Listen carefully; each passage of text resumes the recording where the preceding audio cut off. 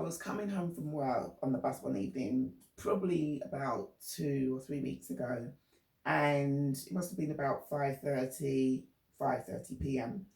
So I'm sitting downstairs, and the bus stops for a moment, and then some inspectors get onto the bus because they're trying to make sure people are wearing their face coverings. So I've got my face covering on, and there's a lady standing behind me, and one or two of the inspectors go upstairs, and there's one or two downstairs, and one of them confronts the lady behind me and says, "Would you mind going upstairs because there are seats upstairs?" And she says, "I'm getting off the next stop, so it's not really worth me going upstairs." And he says to her, "Well, do you want people to walk past you?"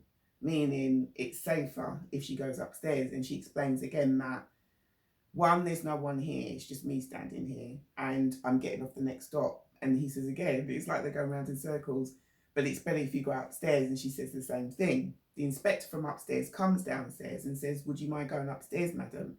And she says the same thing. Now she's getting annoyed. And they eventually get off the bus. And while they're getting off the bus, she says, why don't you just go and get a proper job?" So when she said that, with me, it's like, I know sometimes there's a time where it's better you don't say anything, and I know whether it's safe for me to say something. So what I did was, I didn't look at her, I didn't turn around, I just stayed focused to the front. And I did say that they're just trying to do their job, they're trying to protect the public. And she said, well, she knows, but it didn't make sense telling me to go upstairs when in fact I'm getting off at the next stop. I'm tired, I've had a long day, And I said, well, I understand that, but you didn't have to be rude and to tell them to go and get a proper job.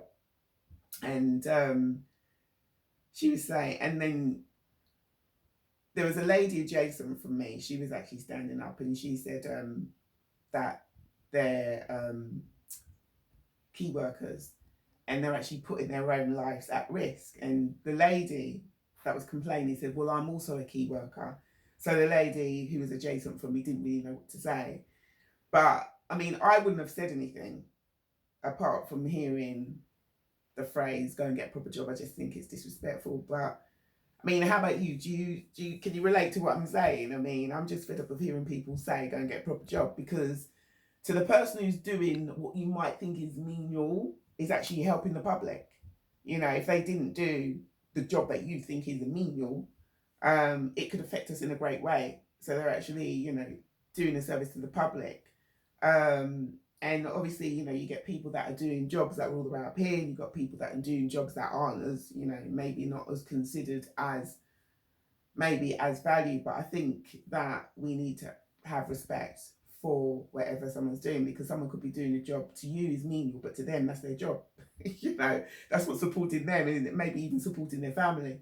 They could be doing a great service to the public. So it's just a matter of, if she hadn't said that, I wouldn't have said anything. Because I understood she was tired. It's only when she then had to basically insult them by telling them to go and get a proper job. That's the only reason I said that. But it'd be good to hear your comments. If you want to share, to welcome Rosalind Roberts to like and even share. Don't forget to press the notification button so that all the videos that I do come up and running straight to you. It'd be good to hear how you think, and how you feel about that slogan, "go and get a proper job." Take care, speak to you soon. Bye bye.